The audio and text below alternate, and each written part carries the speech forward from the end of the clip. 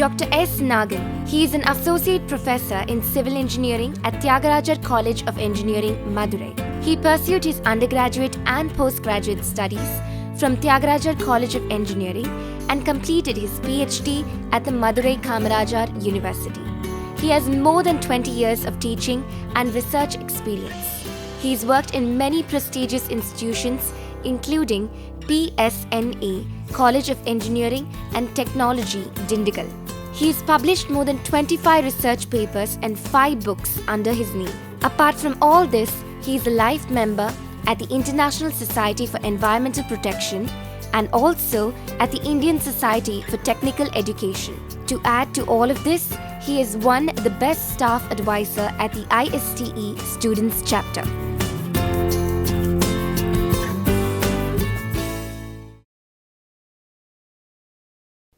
Welcome to UGC lecture series for Bachelor of Architecture.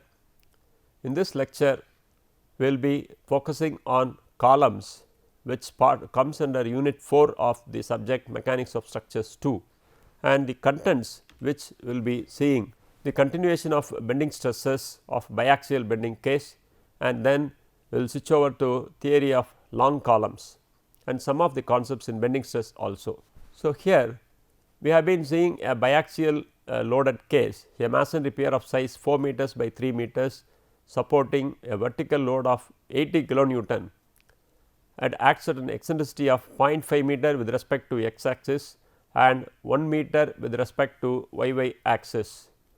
So, we need to find the stress in the corners. So, stress in corner A is given by P by A plus mxx by zxx minus my by zyy. So, the plus mxx by zxx, the reason is our corner A lies in the same side with respect to x axis, as well the load is applied on the same side. So, it is plus, and with respect to y axis, the corner A is to the left side of y axis, whereas the load acts to the right side of the y axis, thereby it causes tensile stress and hence minus my by zyy. When corner B is considered, here we have with respect to both with respect to x axis as well with respect to y axis, we have the corner as well the load being in the same side, it produces compressive stress in the corner B. So, plus for both the mxx as well for myy, and when corner C is considered with respect to x axis, the corner C is on one side and load is applied on the other side. So, minus sign for mxx, and with respect to y axis, corner C as well the load is applied on the same side of y axis and hence plus myy, and then for the corner D, it is with respect to x axis, the load is on one side and the corner is on the other side. So, minus, and then with respect to y axis also the load is applied to the right side, our corner D lies to the left side and hence it is minus. So, with these values you will have to calculate the stress at the corners. So, the stress at the corners can be computed using this. So, the P is the applied load which is 80 kilonewton. So, 80 multiplied by 10 power 3 Newton, then area is 4 meters by 3 meters, which is 12 meters squared, and hence 12 into 10 power 6 millimeters squared, and bending moment about x axis equal to load multiplied by Ex value. So, load is 18 to 10 power 3 and eccentricity with respect to x axis is 0.5 meters multiplied by 1000 will give you the value in mm. Therefore, we get 40 into 10 power 6 Newton millimeter, and then Zxx equal to Ixx by y. So, Ixx by y is we need to see where the section will lie. That is, if you have the column, your x axis is this and y axis will be like this. So, with respect to x axis, the extreme fiber distance is y. So, y will be equal to d by 2. So, it is d by 2 is 1.5 meters, we have d is 3 meters. So, 3 meters divided by 2 is 1.5 meters, and therefore, Zxx equal to 6 meter cube and expressed in millimeter cube. Similarly, myy equal to load into Ey. So, load is 18 10 power 3 and eccentricity with respect to y axis is 1 meters. So, 1 into 1000, therefore, we get 18 to 10 power 6 Newton millimeter. Then ZYY equal to IYY divided by x. So, YY axis is here. So, your x distance is this, y distance is with respect to x axis and x distance is with respect to y axis. So, x will be equal to b by 2. So, b is 4 meters. So, 4 by 2 is 2 meters or 2000 mm. Therefore, ZYY can be computed and hence the stress in the corners sigma A, sigma B, sigma C and sigma D shall be computed using the formula which we have arrived. Then we will have to study the core or kern of a section. So, this is more important for identifying, that is, this will be helpful for identifying for no tension case. So, for no tension to develop, what is the limit of eccentricity? For no tension to develop, what is the limit of eccentricity that we call as core or kern of a section? So, the eccentricity should be limited to should be less than or equal to Z by A. So, we got this condition based on the bending stress equation P by A plus M by Z. We have P by A plus M by Z. So, when the direct stress is more than the bending stress, direct stress is P by A and bending stress is M by Z.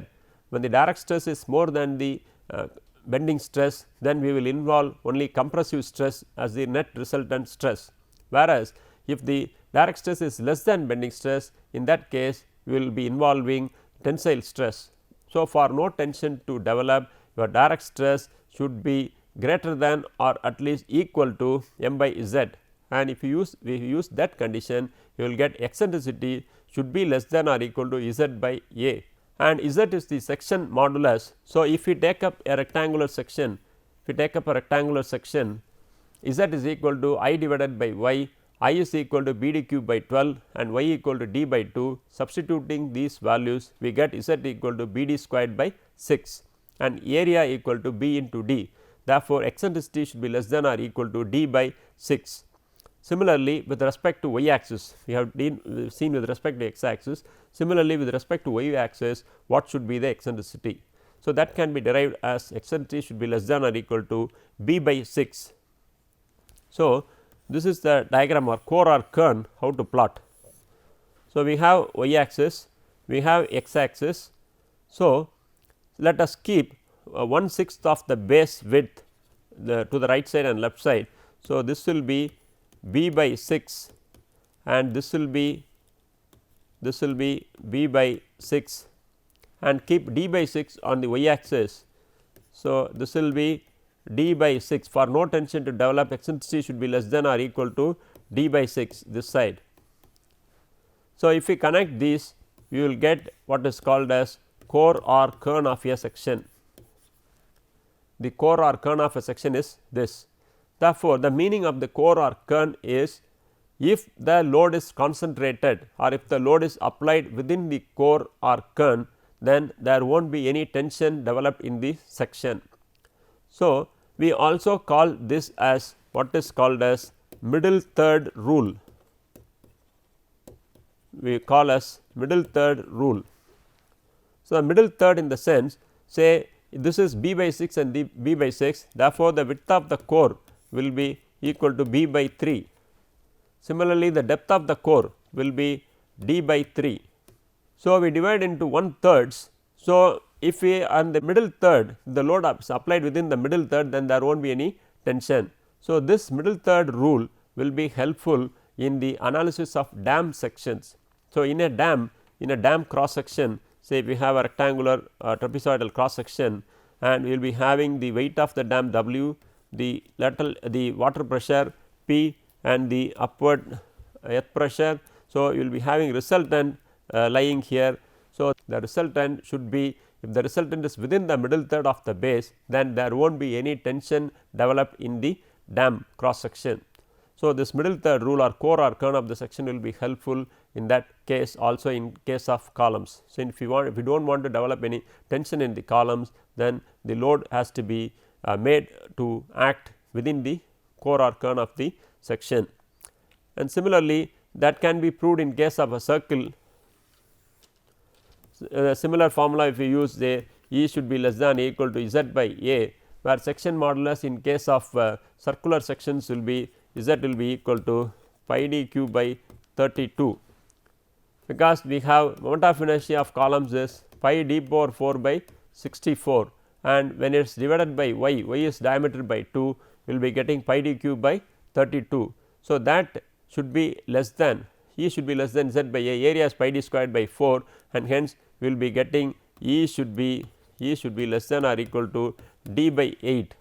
So, if we have d by 8 on either side, and if we connect by means of a circle, then that will be a circular core or cone, and that dimension will be d by 4, being d by 8 on either side. If we add, you will get d by 4. So, the core or cone of a circular section will be d by 4. Now, we will move to the analysis of long columns. So far we have studied short columns, where short columns will be subjected to direct stress as well bending stress, and now we will see the theory of long columns. A column is said to be a long column if the slenderness ratio is more than 12. Now, we should know what is slenderness ratio. So, slenderness ratio is the ratio of unsupported length or effective length of the column to the least lateral dimension. Say you will be having columns. So, column will be having different end conditions, we will be discussing that subsequently. So, if the unsupported length, or we call as effective length L effective to least lateral dimension, why we say as least lateral dimension is, in case of columns we can also have rectangular cross sections, circular sections, hollow sections, etc. So, whatever may be the least lateral dimension, say is B is width is B and depth is D, the least lateral dimension is D.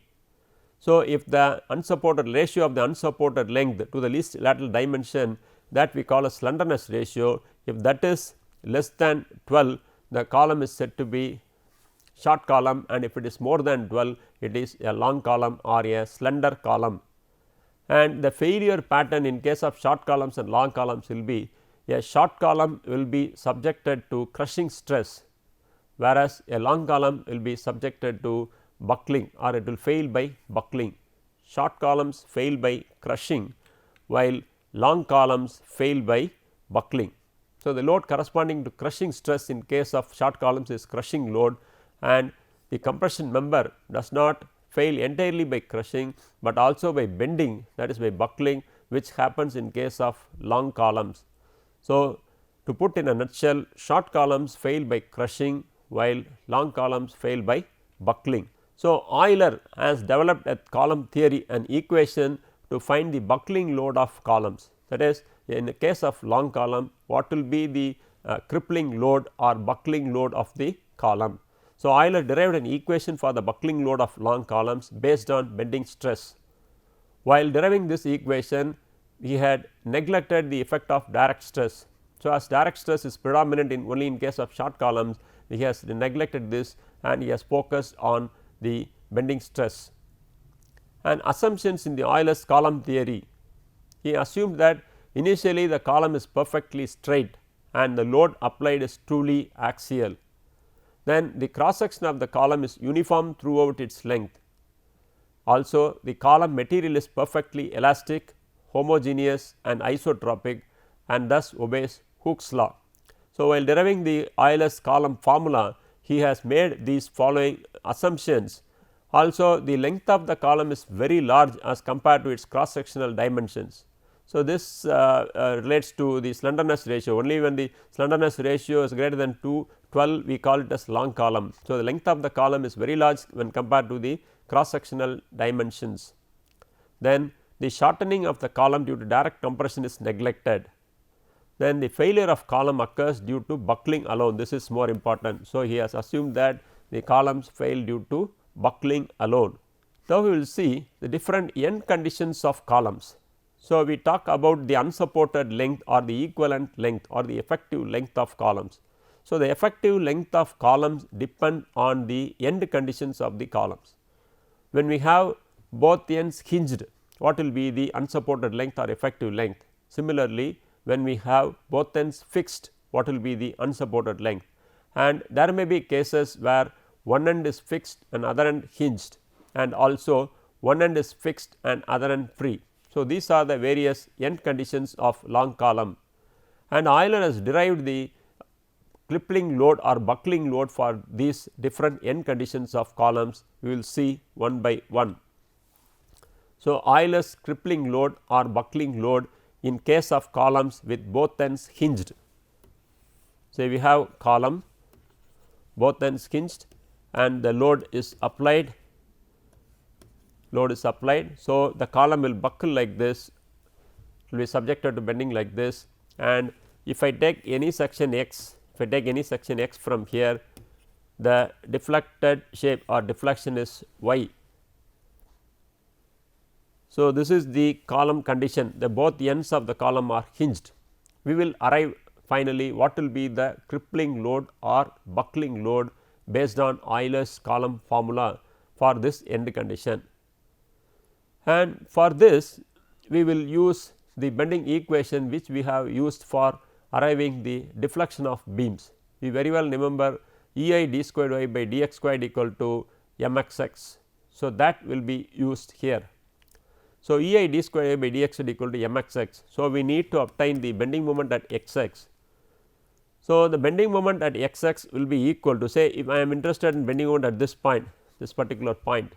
So, bending moment will be equal to the moment produced by the load P multiplied by the distance y, and we have put minus P y because it produces anticlockwise moment. So, m x x equal to minus P into y. Therefore, E I d squared y by d x squared equal to minus P y, and if you bring to the right side term to left side, you will have E I d squared y by d x squared plus P y equal to 0, and this can be put to the form d squared y by d x squared plus P by E A into y equal to 0, and this is a second order differential equation involving y, that is deflection or the column. So, the general solution to this second order differential equation will be in the form of particular integral and complementary function. So, if we substitute or if we find the particular integral and complementary function, the solution to the above differential equation will be y equal to a cos x root p by E I plus b sin x root p by E I, where a and b are constants of integration which has to be found using the boundary conditions. So, the general solution is y equal to a cos x root p by E I plus b sin x root p by E I. The boundary conditions are at x equal to 0, y equal to 0. So, the column buckles like this or deflects like this, and we take x from the bottom. So, at x equal to 0, y equal to 0, that is one boundary condition. So, when you substitute this boundary condition, you will get a equal to 0, and another boundary condition is at x equal to L, y equal to 0. At the other end, that is at the hinged end also, the deflection is 0. Therefore, at x equal to L, y equal to 0. Using this boundary condition, you will get 0 equal to b sin L root p by E I. So, if this is the case, then either b should be equal to 0 or sin L root p by E I equal to 0, and b can't be equal to 0, let sin L root p by E A equal to 0. So, sin L root p by E A equal to 0 is possible when L root p by E A takes a value of pi, 2 pi, 3 pi etcetera, because we know that sin n pi equal to 0. Therefore, pi, 2 pi, 3 pi etcetera, taking the least significant value, that is pi value for L root p by E I. So, L root p by E I equal to pi, and squaring on both sides we get L squared p by E I equal to pi squared. Therefore, p equal to pi squared E I by L squared. So, the crippling load formula PCR we call for columns with both ends hinged will be pi squared E I by L squared. So, if one is interested in calculating the crippling load or buckling load, we need to have Young's modulus of the material of the column, then moment of inertia of the column, and then L being the effective length or unsupported length. So, once these are known, we can calculate the crippling load. Similarly, the Euler's crippling load for or buckling load in case of columns with one end fixed and other end free. say one end is fixed and other end free. So, it will deflect like this. So, imagine we have this P and this deflection. So, let the deflection at this point or this distance be small a, and at this point the deflection will be y. So, in this case P is the critical load, y is the deflection at any section x. So, we consider section x x as we considered in the previous case. Then bending moment at this point will be equal to load is P multiplied by this distance, multiplied by the distance between the line of action of the load P and the point considered. So, this distance will be a minus y, a minus y. Therefore, E I d square by dx squared equal to P into a minus y or P a minus P y. So, putting the equation to this form, E I d square by dx squared plus P y equal to P a, or dividing by E I we will get d squared y by dx squared plus P by E I into y equal to P by E I into a. So, the general solution for the differential equation will be y equal to a cos x root P by E I plus b sin x root P by E I plus additional term we will involve is that small a. Small a is the deflection at the free end, where a and b are constants of integration. The boundary conditions are at x equal to 0, y equal to 0. So, if you substitute x equal to 0 and y equal to 0, we get 0 equal to capital A plus small a, or capital A equal to minus a. Then other boundary condition. So, here the other boundary condition in case of column with one end fixed and other end free, it will deflect like this. So, here at the fixed end slope is 0. So, at x equal to 0, dy by dx equal to 0. The slope at the fixed end is 0. So, substituting this boundary condition, you will get 0 equal to b root P by E I. So, either b should be equal to 0 or root P by E equal to 0, and since P is not 0, the load cannot be 0 and hence b equal to 0. Therefore, we can substitute the value of a as minus a and b equal to 0 in the general equation for deflection. We get y equal to minus a cos x root P by E I plus small a. So, a can be taken out as a common term and 1 minus cos x root P by E I. And another boundary condition we have is the column is deflecting like this. When it is a free end, it will deflect, and at the free end the deflection will be maximum. So, the maximum deflection we have as a. So, when x equal to L, when x equal to L, y equal to a. So, substituting that we get a equal to a into 1 minus cos L root P by E I or cos L root P by E I equal to 0. So, this implies L root P by E I should be equal to pi by 2, 3 pi by 2, pi by 2 etcetera to make cos L root P by E I equal to 0. So, again taking the least significant value, we will be getting the value for formula will be pi squared E I by L squared. So, we will be getting the equivalent length for columns with fixed one end fixed and other end free. Similarly, in a similar way we can derive the equivalent length formula for other cases, namely columns with both ends fixed and columns with one end fixed and other end hinged are the other two cases. Now, we will see columns with both ends fixed. So, we have columns with both ends fixed. So, P is a critical load. So, we have column with both ends fixed. So, P is the critical load, and in case of fixed end you will be having moment in addition to the load. So, moment is m naught and the column will deflect like this, the column will deflect like this, and let the deflection at any section x x equal to y as shown in the diagram. So, bending moment at this point will be equal to m naught minus p into y.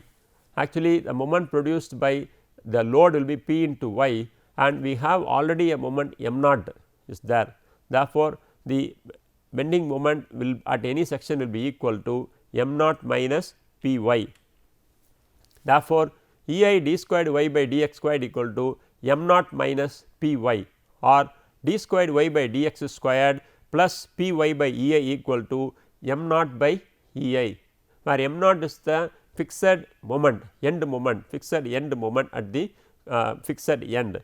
So, the general solution to the above differential equation the second order differential equation d square y by dx squared plus p by e I y equal to m naught by e I is y equal to a cos x root p by e I plus b sin x root p by e I, and the additional term will be plus m naught by p. Here also we involve the two constants a and b, constants of integration. The boundary conditions are when x equal to 0, y equal to 0, because it is a fixed n, both the n's are fixed, the boundary condition will be when x equal to 0, y equal to 0, and when x equal to L, y equal to 0. Similarly, we have the other two boundary conditions also, that is when x equal to 0, the slope is also 0. Similarly, when x equal to L, the slope is also 0. So, we can use any of the two boundary conditions to obtain the two constants of integration. So, when x equal to 0, y equal to 0 implies 0 equal to a plus m naught or a equal to minus m naught by p. We will be getting a equal to minus m naught by p, and then to substitute the boundary condition when x equal to 0, dy by dx equal to 0, one need to differentiate the y. So, y equation we have, so differentiate dy by dx, we will be getting minus a root p by e I into sin x root p by e I plus b into root p by e I into cos x root p by e I. So, substituting the boundary condition when x equal to 0, dy by dx equal to 0, that means when x equal to 0, slope is 0. So, substituting that boundary condition, we get 0 equal to b root p by e I. So, either b should be equal to 0, since p is not 0. So, we will take capital B as 0. Therefore, we get y equal to minus m naught by p cos x root p by e I plus m naught by p. So, that will be equal to m naught by p into 1 minus cos x root p by e I. Now, we will substitute the other boundary condition when x equal to L, y equal to 0.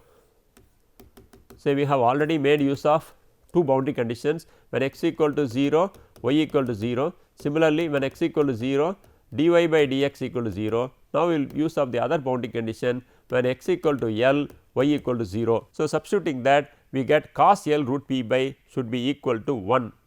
Based on the derivation, you will get cos L root p by E I should be equal to 1. Therefore, that is possible when L root p by E I equal to 0, 2 pi, 4 pi, etc.